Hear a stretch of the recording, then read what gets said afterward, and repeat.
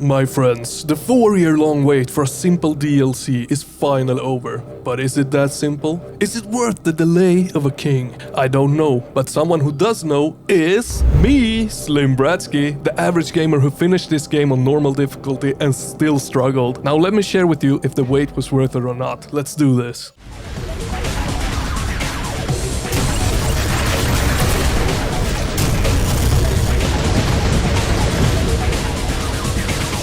You come at the queen. You best not miss.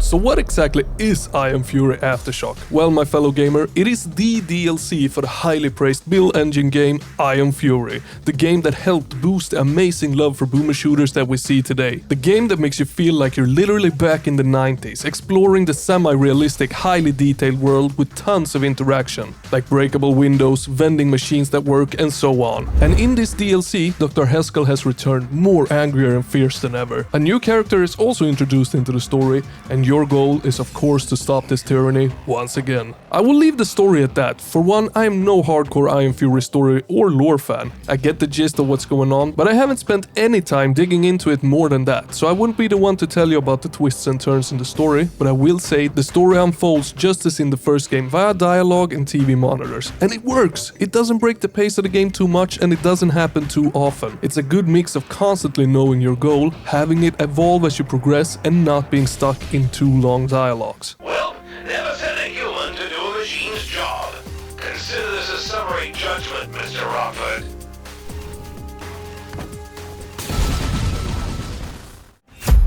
So to the most important question of them all, how is the gameplay in this game? Well, it is really dang good. I won't go into everything that is Ion Fury, as today we are reviewing the Aftershock. And if you don't know what Ion Fury is, you will still get the grips of what that is after watching this video.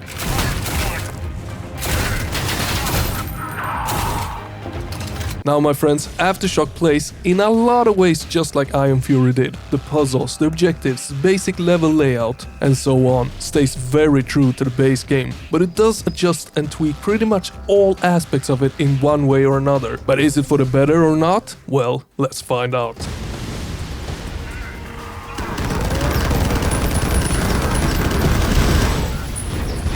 That blows. Fuel keeps skyrocketing.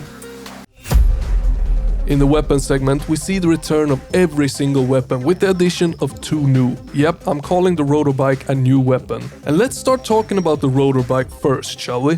What is that thing?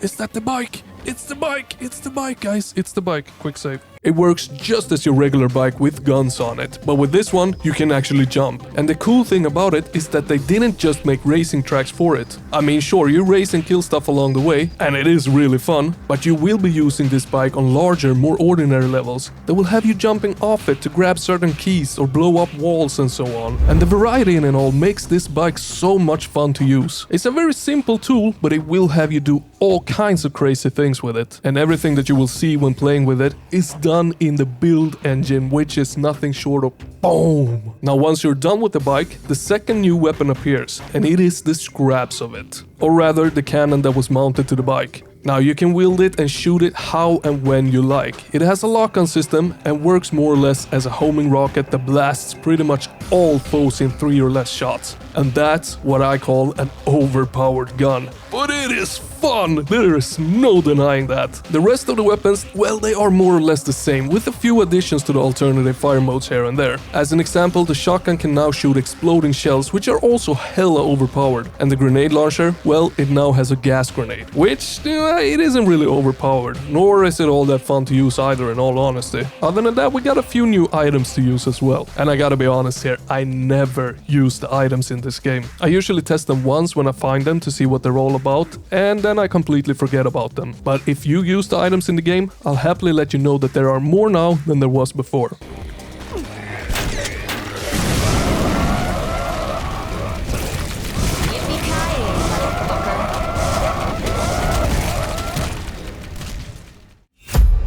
Okay, I'll try and keep this as short as I possibly can. as the enemies are more or less the same as in the base game, with a few tweaks here and there, like a gas grenade there, but I want to emphasize that the encounters, they feel much better. They feel much more varied, with combat taking place in cramped areas, dark areas, open areas, giving you a feeling of constant variety. But it is also easier to plan out and utilize the covers that are in the area that you're going to fight in, and with better use of the enemies and their different attacks, having all the enemies more spread out instead of introducing a new one as you go and then meet that enemy multiple times before something changes. In Aftershock, it constantly changes from area to area, utilizing all the enemies much more and making it feel much more varied.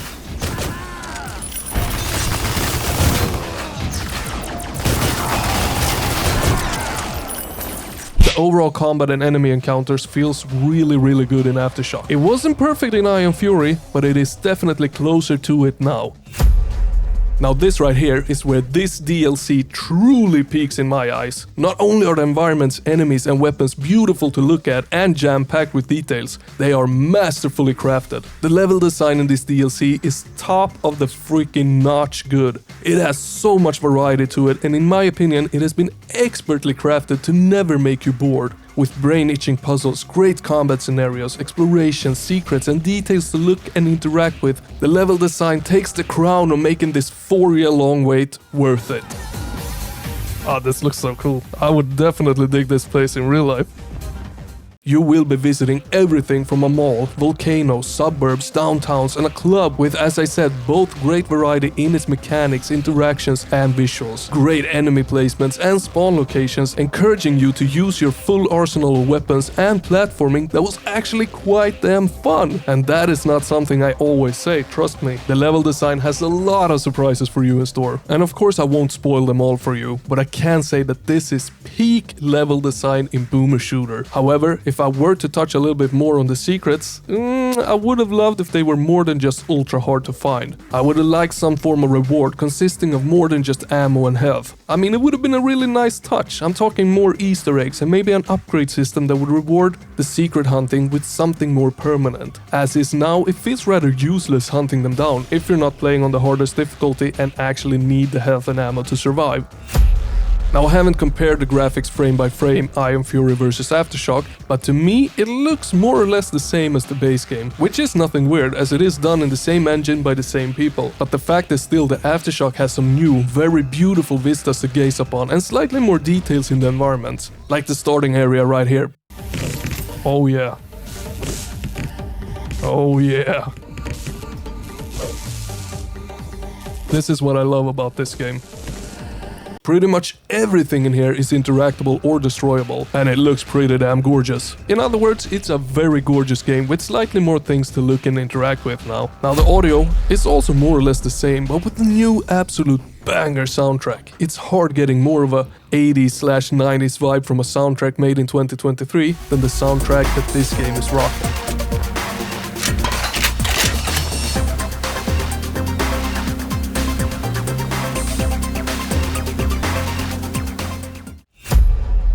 So would I recommend this fantastic DLC that has some fun weapons, decent enemies, amazing level design and sick soundtrack? Well, I think you guessed it already. Yes, yes, yes, and yes, I would. I tried cutting this review short, seeing as it is just a DLC, and I really struggled with finding bad aspects of the game, cause I also usually talk about them. And while there actually is a lot to talk about here, if we want to go into all the details, the simple fact is that the base game is fucking brilliant. Looking at it from a boomer shooter enthusiast eyes, this is a gem. And to put it even more simply, if you liked Ion Fury, I am most certain that you will like this one even more, seeing as it is Ion Fury but with minor tweaks to just about everything to make it better. And not a single tweak, not a single one, either in level design, weapons, enemies or new mechanics has made the game worse in any way, shape or form. So what you should do now is wait for it to drop on GOG.com. Use my affiliate link and grab it as soon as it does. And by the way, no one has any clue as to why it hasn't dropped on GOG yet. But while we wait, let's check out these.